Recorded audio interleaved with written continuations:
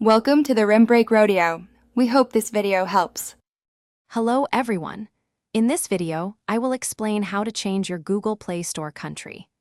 This guide focuses on methods that do not require adding a new payment method, which is a common hurdle. We will go through the necessary steps and important considerations to ensure a smooth transition.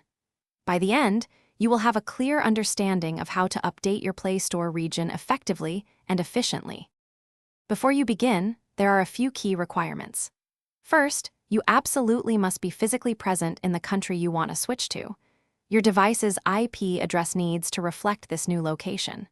For existing accounts, Google imposes a 12-month waiting period between country changes. The easiest way to bypass this wait, especially without a new payment method, is to create a brand new Google account while in the desired region. To change your region without a payment method, start by creating a completely new Google account. Do this while you are physically located in the country you want to switch to. Make sure your device is connected to the internet via an IP address from that new country.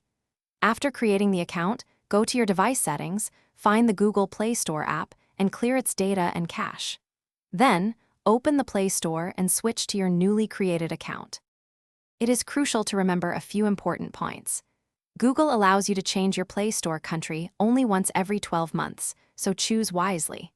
Also, be aware that certain applications, movies, or books might not be available in your new region due to licensing restrictions. Finally, any remaining Google Play balance from your old country will not transfer to your new account or region, so try to use it up beforehand. Thanks for watching. Consider subscribing if we helped you.